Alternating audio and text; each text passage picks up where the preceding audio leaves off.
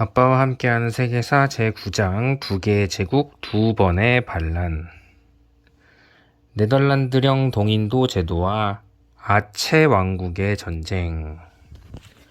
프랑스, 독일이 더 강한 나라가 되려고 가제네를 쓰고 있을 때 또 다른 제국들이 제각기 해외에서 빼앗은 땅을 지키려고 싸우고 있었어. 일본으로부터 아득히 먼 남쪽에 6개의 큰 섬이 있고 그 주위에는 아주 작은 섬들이 무수히 흩어져 있어. 지금은 인도네시아 제도라고 불리는 그곳을 100년 전에는 네덜란드령 동인도 제도라고 불렀어. 동남아시아에 있는 지역의 이름에 웬 네덜란드냐고. 지금으로부터 200여 년 전에 네덜란드 상인들이 연합해서 하나의 큰 무역회사를 만들고 동양으로 진출해서 곳곳에 무역항을 건설했어. 네덜란드의 상선들이 들락거리면서 계피와 육두구와 후추 등의 향신료를 더 쉽게 사올 수 있도록 하기 위해서였지. 네덜란드 동인도 회사는 영국의 동인도 회사와 마찬가지로 인도의 곳곳에 무역항을 건설했어. 그러나 네덜란드 무역항은 거의 대다수가 인도보다 훨씬 더 동쪽에 있는 동인도 제도에 건설되었단다. 오래지 않아서 네덜란드 정부가 그 무역항들에 대한 지배권을 동인도 회사로부터 넘겨받고 거의 동시에 동인도 제도 대부분의 지역을 장악했단다. 동인도 제도가 네덜란드의 일부가 된 것이지. 또 네덜란드 사람들은 동인도 제도의 북쪽에 있는 수마트라 섬을 차지하려고 했어. 그런데 영국도 그 섬을 탐내었단다. 영국은 아시아 대륙의 본토에서 길게 뻗어내린 반도의 남쪽 끝에 위치한 도시 싱가포르를 이미 점령하고 있었어. 싱가포르는 수마트라 섬과는 곧 닿을 듯이 가까운 거리인데 만약에 수마트라 섬을 네덜란드가 차지한다면 영국으로서는 바로 코앞에 강력한 경쟁자를 두게 되는 셈이었지. 1824년 두 나라가 합의를 보았어. 네덜란드는 절대로 싱가포르를 공격하지 않을 것이며 인도에 있는 네덜란드 소유의 무역항과 거류지를 모두 영국에게 넘겨주겠다고. 그 대신에 수마트라 섬을 독차지한다는 것이었지. 그러나 그 합의에는 함정이 하나 있었어. 수마트라 섬의 북쪽 끝에 아체라는 이름의 작은 왕국이 있는데 네덜란드가 수마트라 섬을 차지하더라도 그 왕국의 독립은 인정해야 한다는 것이었지. 그렇게 되면 아체 왕국은 싱가포르의 영국 사람들과 수마트라의 네덜란드 사람들 사이에서 일종의 중립지대 같은 곳으로 남아있게 되는 것이었어.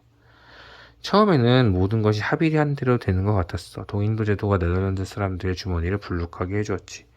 그 섬들에는 금과 루비와 사파이어와 석탄 등 온갖 놀라운 것들이 풍부했어. 따뜻하고 촉촉한 땅은 커피나무와 차나무와 고무나무를 경작하기에 완벽했어. 동인도 제도의 농부들은 그들이 가진 땅의 5분의 1을 떼어서 네덜란드 사람들이 원하는 작물을 경작해야 했고 일주일의 사흘을 반드시 그 땅에서 일해야 했어. 네덜란드 사람들은 농부들이 외국인 지배자를 위해서 그만큼 시간을 바치는 것을 당연히 싫어하리라는 것을 잘 알고 있었겠지. 그래서 그들은 동인도 제도의 모든 곳의 토후들과 족장들에게 공식적으로 경작한 그 작물로 얻은 이익의 일부를 나눠주겠다고 약속했어. 부자가 될 기회가 왔다 싶었는지 수많은 지방 관리들이 혈안이 되었어. 그래서 네덜란드 지배자들의 제의를 날름 받아들였고 심지어는 네덜란드 사람들이 요구한 것보다 더 가혹하게 농민들을 몰아붙이는 사람도 있었단다. 어느 지방에서는 농부들이 네덜란드 사람들이 농장에서 1년에 200일이나 일을 해야 했단다. 토우들과 족장들은 날로 부자가 되어가고 네덜란드 사람들은 주체하지 못할 정도로 돈을 벌었어. 그리고 고된 노동으로 지치기만 할 뿐 가난을 면할 길이 없는 농부들의 분노도 나날이 커져갔지. 곳곳에서 작은 봉기가 일어났어. 그러자 네덜란드 정부는 아체 왕국이 뒤에서 반란을 부추긴 게 틀림없다고 생각했어. 어느 네덜란드인 관리는 아체 왕국은 해적들의 소굴일 뿐이다라고 거품을 울고 씩씩거렸다는구나. 그렇다고 해서 아체 왕국을 공격한다면 영국이 화를 낼 게 분명하다는 것을 네덜란드 사람들은 모르지 않았어. 그래서 1871년에 네덜란드는 영국과 또 하나의 조약을 체결했어. 수마트라 조약이라고 하는 것인데 이 조약에는 영국은 네덜란드가 아체 왕국까지 마저 차지해도 좋다고 한 거는 물러났다. 1874년 네덜란드 3,000명의 병력으로 아체 왕국을 쳐들어갔어. 그러나 그 전쟁이 앞으로 30년 동안 계속될 줄은 미처 몰랐단다. 아체 사람들은 결코 굴복하지 않았어. 이슬람교 지도자들과 군대의 장군들, 토우들, 심지어는 여자들까지도 네덜란드의 군대와 용감하게 맞서 싸웠어. 트조엣 백작 디엔이라는 젊은 여자가 있었어. 트조엣 엔작 디엔이라는 젊은 여자가 있었어. 아체 왕국의 여전사들 중에서도 가장 용감무쌍한 여자였지. 그녀의 아버지와 남편도 아체 왕국 군대의 병사였어. 네덜란드 군대가 아체 왕국의 수도를 포위했을 때 디엔은 아버지와 남편과 함께 밀림 속에 숨었어. 그리고 그곳에서 게릴라 전쟁을 시작했단다. 남편과 아버지가 싸우다가 죽자 디엔은 게릴라 부대의 사령관이 되었어. 그녀는 다른 게릴라 지도자와 결혼해서 늘 나란히 붙어서 전투를 치렀어. 그리고 그 전쟁의 와중에 딸을 낳고 그 딸을 등에 업은 채로 싸움터에 나갔단다. 디엔과 그녀의 남편은 네덜란드 군대가 저항하기 위해서는 그들의 게릴라 부대가 성능이 좋은 무기와 탄약을 가져야 한다고 판단했어. 그래서 그들은 한 가지 계책을 꾸몄단다. 두 사람은 밀림의 은신처에서 나와서 네덜란드군의 어느 진지를 찾아가서 곧장 그 한가운데 들어갔어. 그리고 이렇게 말했단다. 우리는 투항하려고 왔다. 우리가 당신들하고 싸운 게 애초에 잘못이었다. 부탁인데 우리를 받아주면 당신들한테 협력해서 반란군을 진압하는데 앞장서겠다. 네덜란드 사람들은 너무도 깊어서 디엔의 남편에게 훈장을 주고 한 부대의 지휘를 맡겼어. 아체 왕국 사람들은 기겁을 했지. 디엔과 그녀의 남편이 아무래도 배신을 한 게 틀림없는 것 같았거든. 그러나 두 사람의 속셈은 따로 있었어. 그들은 네덜란드군의 전략을 차근차근 살피고 네덜란드의 무기를 사용하는 법을 배우고 작전 계획을 몰래 엿들었어. 그리고 아체 병사들을 하나씩 네덜란드 군대로 불러들였단다. 그러나 그 병사들은 네덜란드에게 충성을 바치는 척만 할 뿐 사실은 아체의 자유를 위해서 싸우는 밀림의 게릴라 전사들이었어. 디엔의 남편은 아체의 전사들을 네덜란드 부대에 끌어들인 다음 부대를 이끌고 전투에 나갔어. 그러고는 다시 돌아가지 않았지. 물론 그는 소총과 탄약과 대포들 모두 아체 부대에 넘겨주었어. 게릴라 부대는 난데없이 생긴 신식 무기 덕분에 네덜란드 군을 몰아낼 수 있었지. 그러나 해가 바뀌고 또 바뀌고 또 바뀌어도 전쟁은 끝날 줄을 몰랐어. 24년 동안이나 디엔 부부는 싸우고 또 싸웠어. 마침내 디엔의 남편이 싸우다가 죽음을 맞이했고 이제 51살이 된 디엔은 그 후에도 계속 밀림에서 싸우고 또 싸웠어. 하지만 그녀는 어느 때부터인가 병이 들어서 몸이 극도로 쇠약해졌는데 병이 얼마나 심했는지 시력을 거의 잃을 정도였어. 그런데도 그녀는 포기하지 않았지. 전쟁이 시작된 지 거의 30년이 지난 1901년에 디엔은 네덜란드군에게 체포되었어. 네덜란드 사람들은 그녀를 아득히 먼 곳으로 보내서 늘 감시를 받으며 살게 했어.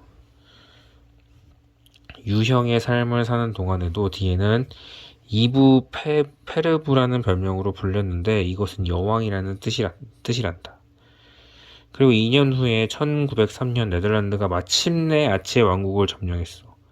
그러나 길고도 험했던 그 전쟁에서 이기기까지 네덜란드 정부는 동인도 제도에서 벌어들인 돈을 몽땅 쏟아부어야 했단다. 유럽의 병자 오스만 투르크 제국. 러시아의 도시 상트페테르부르크의 춥고 어두컴컴한 아침이었어.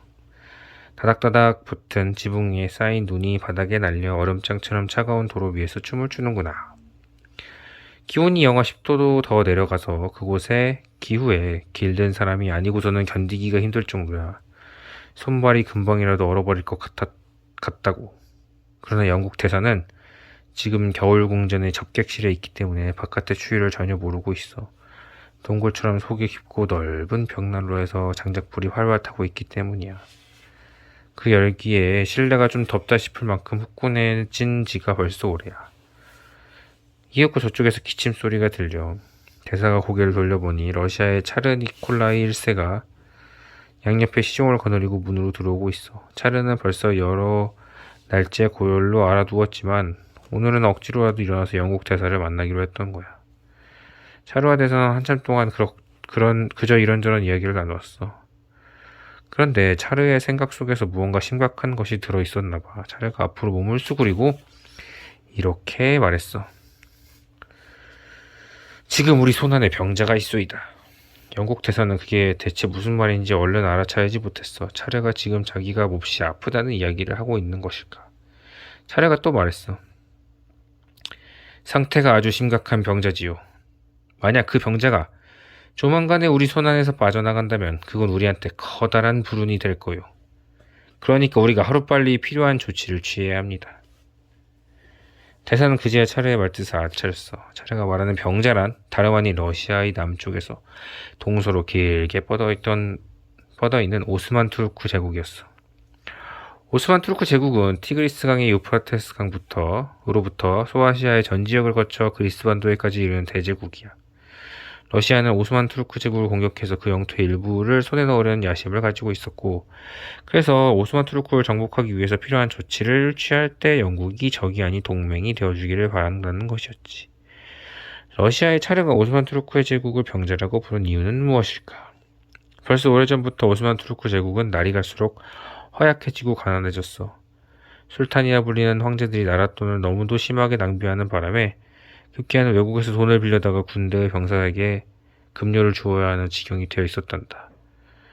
또 방대한 제국의 영토를 명목상으로 술탄이 지배하고 있었지만 적어도 3곳 이상의 지역이 술탄을 무시하기 시작했어. 오스만 투르크 사람들이 발칸이라고 부르는 그리스 북쪽 산악지대에 사는 사람들이 이미 자기들 마음대로 행동하고 있었고, 소아시아의 한가운데 지역의 아나툴리아 사람들과 지중해 동쪽 해안 시대의 레바논 사람들도 마찬가지였어. 오스만 투르크 제국은 확실히 병이 들었어. 영국 대사는 차르의 말이 정확히 무슨 뜻인지 알아차렸어. 이제는 오스만 투르크 제국을 집어삼킬 때가 되었다는 뜻이라는 것을. 그러나 오스만 투르크 제국의 일부를 병합한다면 러시아가 더욱 커지고 더욱 강해진다는 사실을 영국 대사가 모를 리가 없었어. 영국은 러시아의 힘이 커지는 것을 절대로 원하지 않았고, 그래서 대사는 차르에게 그러한 영국 정부의 방침을 알려주어야 했지. 대사가 미소를 지으며 말했어. 속병이 걸린 병자는 내과 병원에 보내서 치료를 받게 해야겠지요.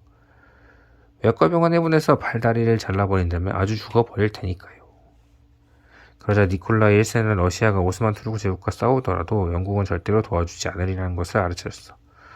물론 그건 사실이었어. 영국은 오히려 언제든지 러시아와 싸우겠다는 입장이었어. 크림 전쟁을 기억하지. 1853년에 러시아가 오스만 투르크의 제국의 영토를 빼앗으려고 남쪽으로 국경을 넘어 쳐들어갔어. 그러자 영국과 프랑스가 군대를 보내서 러시아 군을 쫓아내었지. 영국도 프랑스도 러시아가 더 커지고 더 강해지는 것을 바라지 않았던 거야. 그러나 러시아는 유럽의 병자 오스만 투르크 제국을 공격하겠다는 생각을 아직 버리지 않았어.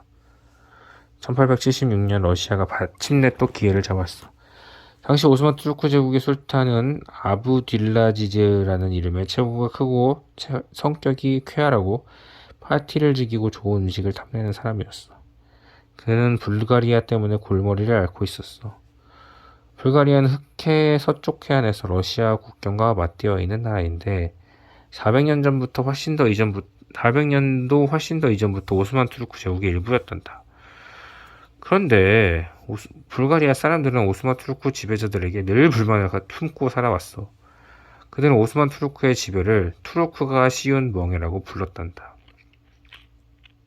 불가리아의 젊은 혁명가들이 전국을 돌아다니면서 불가리아가 독립해야 한다고 연설했어. 주세페 가리발디가 이끄는 이탈리아 젊은이들이 그랬던 것처럼 불가리아의 젊은이들도 불가리아가 투르크인의 지배에서 하루빨리 벗어나고 미국의 헌법과 같은 현대적인 헌법을 가진 독립국가가 되기를 간절히 원했어. 1876년 4월에 불가리아 젊은 혁명가들이 무기를 들고 일어났어. 그러나 그들은 이탈리아의 혁명군만큼 잘 짜인 군대를 구성하지 못한 채 작은 무리들을 지어 불가리아 전 지역에 흩어져 싸웠어. 아부딜라지즈와 그의 대신들은 머물거리지 않았어. 그들은 당장 오스만 투르크의 군대를 불가리아로 보내서 젊은 혁명가들을 몰살하고 그들에게 협력한 사람들까지 모조리 죽였단다. 혁명이 무엇인지도 모르는 사람들조차도 수없이 살해당하고 60개의 마을이 불에 타서 없어졌어. 4월의 봉기라고 불리는 이 반란은 오스만 투르크 군이 완전히 진압해놓고 보니까 거의 12,000명의 불가리아 사람이 사라지고 없었어. 이 끔찍한 유혈 사태를 보고 유럽의 모든 나라들이 충격을 받았어. 독일에서는 비스마르크가 독일 사람들에게 이제부터는 오스만 투르크 제국을 유럽의 일부로 인정하지 말아야 한다고 말했고, 이탈리아에서는 가르발디가 투르크 술탄의 잔혹한 행위를 규탄했고, 영국 수상은 유럽 여러 나라가 힘을 합쳐서 불가리아에서 투르크군을 몰아내야 한다고 선언했어. 한편 아부딜라지즈도 그 자신도 몹시 딱한 처지가 되었어. 백성들이 그에게 반기를 들고 일어났던 거야. 불가리아에서 참혹한 유혈 사태가 일어난 지 채 한 달도 안 된 6월 30일 투르크의 반란군이 한밤중에 궁궐에 쳐들어왔어. 아부딜라지즈는 잠옷바람으로 칼을 휘두르며 침실을 해서 뛰쳐나왔어. 그러나 그는 그를 에워싼 사람의 숫자가 자기 혼자 칼을 휘둘러서 물리칠 수 없을 만큼 많은 것을 보고는 옥좌에서 물러나겠다고 선언했어. 그리고 나흘 후에 아부딜라지즈가 죽었어. 그의 의사는 그가 자살했다고 말했지만 아부딜라지즈의 시신을 본 영국의 의사는 그가 살아난 것이 틀림없다고 말했어. 오스만 투르크 사람들은 새로운 술탄을 앉혀야 했어. 그래서 그들은 아부딜라지즈의 조카를 옥주에 앉혀서 무라드 5세로 선포했어. 무라드 5세는 똑똑하지도 않고 용감하지도 않았어. 아부딜라지즈가 죽었다는 소식을 들었을 때는 그는 까무라쳐서 이틀 동안이나 깨어나지 못했다는구나. 그리고 옥좌에 앉았을 때는 몇 시간 동안이나 오른손으로 턱을 매만지고 있었는데 아무래도 제정신을 잃어버린 게 틀림없는 것 같았대. 무라드가 옥좌에 앉은 지 93일 만에 투르크 사람들은 그를 먼 시골 구석으로 보내버렸단다. 무라드의 동생이 오스만 투르크 제국의 새 수탄이 되어서 아부딜 하미르 2세라고 불리게 되었어. 그는 오스만 투르크의 제국의 경제가 파산된 지 오래이고 곳곳에서 반란이 들끓고 게다가 유럽의 모든 나라들로부터 위협을 받고 있다는 것을 잘 알았어. 그는 유럽의 병자인 자신의 나라를 치료하기 위해서 최선을 노력을 다했단다. 그는 오스만 투르크 제국도 서양의 다른 나라들처럼 헌법을 가질 것이고 법률을 제정하기 위한 의회를 가지게 될 것이라고 선언했어. 아부딜 하미르 2세는 국가를 위해서 정말 열심히 일했단다. 영국 대사까지도 그를 자상하고 친절하며 확 트인 식견을 가진 사람이라고 칭찬했어. 그러나 아부딜 하미르 2세조차도 러시아의 야심을 꺾고 놓지는 못했어. 러시아는 오래전부터 오스만 투르크 땅을 탐냈었는데 이제는 군대를 보내 완벽할 구실을 가지게 되었어.